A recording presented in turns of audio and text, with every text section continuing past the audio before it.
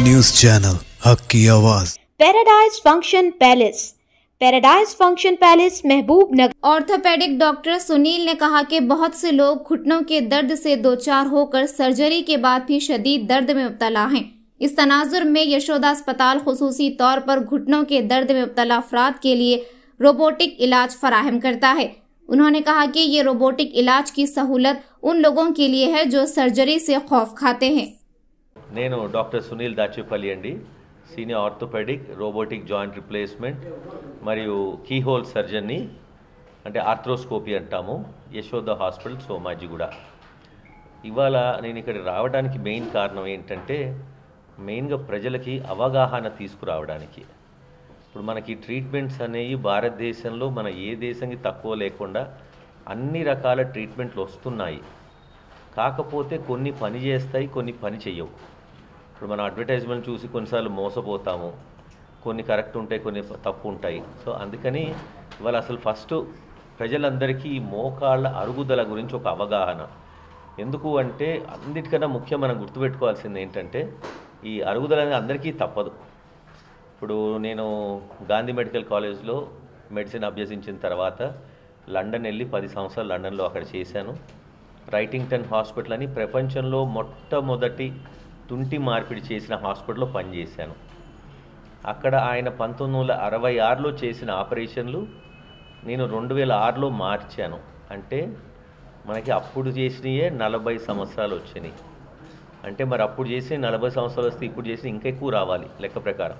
అంటే అందరికీ రాలేదు, బట్ మంచిగా కాళ్ళు జాగ్రత్త కాపాడుకున్న వాళ్ళు, ఎక్సర్సైజ్ చేసుకున్న వాళ్ళకి ఎక్కువ రోజులు వస్తుంది, మన్నిక అనేది వస్తుంది. ఎందుకంటే అది చేసిన మెటల్ మంచిది కాబట్టి. సో అందుకని ఇవాళ మన ప్రయత్నం ఏంటంటే ఫస్ట్ అసలు ఎవరికి అవసరం, ఆపరేషన్ అందరికీ అవసరమా, లేదంటే ఆపరేషన్ లేకుండా కూడా చేయొచ్చా, ఇవన్నీ మనం ఇవాళ చూద్దాము. సో అన్నిటికన్నా ముఖ్యము ఈ ఆర్థరైటిస్ వచ్చినప్పుడు ఏంటంటే అర్లీగా గుర్తుపడితే మీరు వెంటనే మీ డాక్టర్ని సంప్రదించి ముఖ్యంగా మోకాలు ఎక్స్రే నిలబెట్టి తీయాలి, పడుకోబెట్టి కాదు. నిలబెడితేనే అది ఎంత అరిగిందని తెలుస్తుంది. దాన్ని గ్రేడింగ్ అంటాం. 4 గ్రేడ్లు ఉంటాయి ఆర్ స్టేజెస్. ఫస్ట్ 2 స్టేజ్ల్లో ఇంజెక్షన్లు చేసుకుంటే బాగా పనిచేస్తాయి. 3వ స్టేజ్లో డౌట్ఫుల్, కానీ చేసుకోవడంలో తప్పు లేదు. కానీ 4వ స్టేజ్ అంటే బాగా అరిగిపోయి కాళ్ళు వంకర్లు అయిపోయి నడవలేని పరిస్థితిలో వాళ్ళకి ఆపరేషన్ భయం అయ్యి ఇంకేం చేస్తున్నారు, ఎక్కడెక్కడో అడ్వర్టైజ్మెంట్లు చూసి ఆపరేషన్ అవసరం లేదు, ఇంజెక్షన్లు చాలు అని చెప్పి లక్షలు ఖర్చు పెట్టి ఇంజెక్షన్లు చేసుకుంటున్నారు. పోనీ చేసుకున్న తర్వాత గ్యారంటీగా సెట్ అవుద్దా అంటే దాంట్లో 95% అందరూ మళ్ళా నొప్పులు స్టార్ట్ అవుతున్నాయి. మరి మనం పెట్టిన లక్షలు ఎక్కడికి పోయినాయి? దీనికోసమని అందరికీ ఫస్ట్ మోసపోవద్దు. మీరు ఫస్ట్ 2 స్టేజెస్ చేసుకోవడం మంచిది. ఎందుకు అంటే మనం ఇచ్చేది ఆ గుజ్జు లాంటి పదార్థం లోపల కొత్త కణాలు ఫామ్ చేసి ఈ అరుగుదలని స్లో చేస్తుంది. అది కూడా ముఖ్యంగా గుర్తుపెట్టుకోండి. అందరూ ఏంటంటే ఒక ఇంజెక్షన్ వేసుకోగానే ఏదో మంత్రం వేసినట్టు ఇంకా జీవితంలో నాకు ఆర్థరైటిస్ రాదనేది కాదు. ఆ అరుగుదల స్మూత్నెస్ వచ్చి ఇప్పుడు 5 సంవత్సరాలు అరగాల్సింది 10-15 సంవత్సరాల వరకు లాగొచ్చు. అదే 3వ స్టేజ్లో కొంచెం డౌట్ఫుల్. 4వ స్టేజ్లో ఏంటంటే అక్కడ ఏమి కణాలు లేవు, అక్కడ మొత్తం అరిగిపోయింది బటతల్లాగా. ఇంకా అక్కడ ఏం లేనప్పుడు మీరు ఎన్ని ఇంజెక్షన్లు చేసినా లాభం ఉండదు. నాకు తెలిసిన వాళ్ళు కొంతమంది ఒక్కొక్క కాలికి 1,50,000 ఖర్చు పెట్టారు.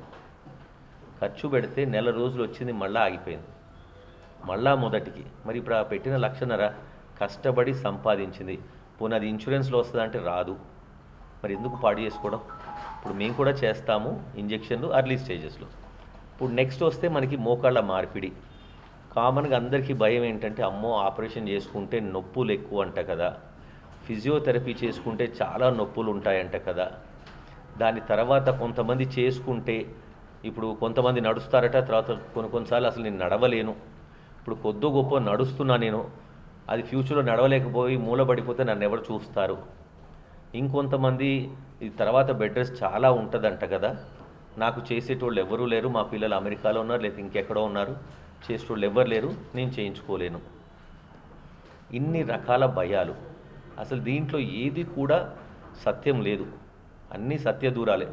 ఎందుకు అంటే ఫస్ట్ నొప్పి అనేది ఇప్పుడు వచ్చే లేటెస్ట్ టెక్నాలజీస్ తోటి చాలా నొప్పులు తక్కువ ఉన్నాయి. సో చేసే పరికరంతో అండ్ ఆల్సో టీమ్ అంటాము, పెయిన్ టీమ్ అంటాం. ఈ పెయిన్ టీమ్ తోటి చేస్తే ఏంటంటే మేము డిఫరెంట్ టైప్ ఆఫ్ ఇంజెక్షన్లు వాడతాం, నొప్పి ఇంజెక్షన్లు కావయి, నర్వ్ బ్లాక్స్ అంటాం. ఇట్లాంటివి చేసి పొద్దున చేస్తే సాయంత్రం కల్లా నడిపిస్తున్నాం మెజారిటీ పేషెంట్స్ని. సో ఇంకా బెడ్ రెస్ట్ ఏముంది, మీరు హాస్పిటల్లో ఉన్న 3 రోజుల్లో నడవటము, బాత్రూమ్కి వెళ్ళటము, మెట్లు ఎక్కడం అన్నీ నేర్పించి ఇంటికి డిశ్చార్జ్ చేస్తున్నాము. మీరు చేయాల్సిందల్లా వాకర్ పట్టుకొని ఇంట్లో మీ పనులు మీరు చేసుకుంటారు 1 నెల రోజులు. 2వ నెల బయట ఇంట్లో పనులు అవన్నీ చేస్తారు. 2 నెలల తర్వాత బయట పనులు, 3 నెలల తర్వాత ఎక్కడైనా తిరగవచ్చు. చాలామంది 3 నెలల తర్వాత అసలు చేసామా లేదా అని మర్చిపోతారు కూడా, అంత బాగా ఉంటాయి. తర్వాత కొంతమందికి భయం ఏంటి, ఒకసారి చేసుకుంటే మరి అది లూజ్ అయిపోతే ఇంకెప్పుడు చేసుకోవంట కదా, అది కూడా కరెక్ట్ కాదు. ఎందుకు అంటే లూజ్ అయినా కానీ మళ్ళా చేస్తాము, దాన్ని రివిజన్ నీ రీప్లేస్మెంట్ అంటాము. కొంతమంది ఏమంటారు, అమ్మ అది చేసుకుంటే కింద పడిపోతే ఇరిగిపోద్దట కదా. అది ఇరిగిపోదు, ఎందుకంటే అది బోన్ కన్నా గట్టిగా ఉంటుంది, మెటల్ కదా అది. ఎవరికన్నా ఇప్పుడు కింద పడితే ఆ వయసు వాళ్ళకి ఇరుగుతుంది, కాళ్ళు చెయ్యి ఇరుగుతుంది కదా, అది ఇరిగినట్టు ఇది కూడా ఇరుగుద్ది. సో దాని గురించి భయం లేదు. తర్వాత ఇంకొకటి ముఖ్యం ఏంటంటే, అమ్మో చేసుకుంటే ఇవాళ 4 అడుగులు వేసి బాత్రూమ్ కన్నా వెళ్తున్నాను, రేపు పొద్దున అది చేసుకుంటే ఆ కొద్ది కూడా నడవలేనంట కదా, మూలబడితే నా పరిస్థితి ఏంటి. ఇప్పుడు అట్లాంటి పరిస్థితి వచ్చే ఛాన్సెస్ 100లో 2కి, అంటే ఫెయిల్యూర్ అంటాము 100లో 2కి. వెరాజ్ మీరు చేసుకోకపోతే 98% మూలబడి ఉండాల్సిందే. ఎందుకు, ఇప్పుడు ఎవరు ఎన్ని రోజులు బతుకుతారనేది ఎవరికి తెలియదు. ఇప్పుడు ఉదాహరణకు ఒక 75 ఏళ్ళ వాళ్ళు వచ్చారు నా దగ్గరికి, ఆపరేషన్ చెప్పాను, చూద్దాం పోస్ట్పోన్ చేసి 85 దాకా ఆగారు. అప్పుడు వస్తారు ఆపరేషన్కి. వచ్చినప్పుడు గుండె కానీ లంగ్స్ కానీ బాగాలేకపోతే మేము ఆపరేషన్ చెయ్యము, ఎందుకంటే అది ప్రాణాపాయం. సో దాంతో ఏంటి, వాళ్ళ జీవితంలో ఇంకా ఆపరేషన్ అనేది లేదు. మరి లేనప్పుడు 85కి మన ప్రాణం పోదు కదా. కొంతమందికి 98 దాకా ఉండొచ్చు. మొన్న మా చుట్టాలో కాబట్టి 98 కాలం చేసింది. మరి అట్లా ఉన్నప్పుడు మిగతా 15 సంవత్సరాలు ఎవరు ఎత్తుకెళ్తారు మన బాత్రూమ్కి? భోజనం అంటే ఎవరో ఒకళ్ళు పెడతారు. పిల్లలకి ఎంత ప్రేమ ఉన్నా, పనోళ్ళు ఉన్నా ఎంతమంది చేస్తారు? మనం ఒక మనిషి బాత్రూమ్ వెళ్ళాలంటే నడవలేకపోతే ఆ 4 అడుగులు 2 మనుషులు పట్టుకొని తీసుకెళ్ళాలి. లేదు అంటే డయాపర్లు, పిల్లలు కట్టిన డయాపర్లు కట్టేసి ఓ మూల పడేయాలి. ఈ 2 మనకి కష్టం కదా. సో అందుకని అందరూ అలవాటు చేసుకోవాల్సింది ఏంటంటే, ఫస్ట్ ఈ సత్యం అనేది అర్థం చేసుకోవాలి మీరు. ఇప్పుడు ఉదాహరణకని మనం ఫ్లైట్ ఎక్కుతాము, 100లో 1000లో ఒక ఫ్లైట్ కూలుద్ది. మనకి తెలుసు మనం ఎక్కితే అటువైపు చేరుతామో లేదో కూడా కొంచెం భయం ఉంటుంది. కానీ ఎందుకు ఎక్కుతున్నాము? అవసరము. ఇప్పుడు నేను అమెరికాకి నడుచుకుంటూ పోలేను కదా, ఫ్లైట్ ఎక్కాల్సిందే. ఎక్కినప్పుడల్లా భయం వేస్తుంది, ఎక్కడైనా పడిపోద్దా అని. కానీ అది అవసరం కాబట్టి వెళ్ళాలి. అట్లనే ఇది అవసరము, తప్పదు. తర్వాత కొంతమంది భయం ఏంటంటే, అది ఫెయిల్ అయితే తర్వాత అసలు ఇంకేమీ ఉండదట కదా అని. ఫెయిల్ అయితే కూడా చేసే పద్ధతి ఉంది. ఇప్పుడు రివిజన్ అంటాము. ఇప్పుడు మేము ఏంటంటే వేలల్లో ఆపరేషన్స్ చేస్తాము. చేసినప్పుడు ఏంటంటే కొద్దిగా ఏదైనా తేడా వచ్చినా దాన్ని ఎలా సెట్ చేయాలో మాకు ఐడియా ఉంటుంది. ఉదాహరణకి నేను ఒక 15,000 దాకా ఆపరేషన్లు చేశాను. దాంట్లో ఒక 400 రోబోటిక్ సర్జరీస్. ఇప్పుడు జాగ్రత్తగా గమనించింది ఏంటంటే, ఓవర్ టైం ఈ రోబోటిక్ సర్జరీ చేసుకున్న వాళ్ళకి ఘాటు అనేది చిన్నగా, దాని తర్వాత కండరాలు తక్కువ కట్ చేస్తాము. దాంతో నొప్పి చాలా చాలా తక్కువ ఉంటుంది. అండ్ ఆపరేషన్ అప్పుడే మొత్తం మూమెంట్ ఇస్తాము. ఆ మూమెంట్ ఇచ్చినప్పుడు ఏంటంటే తర్వాత ఫిజియోథెరపీ.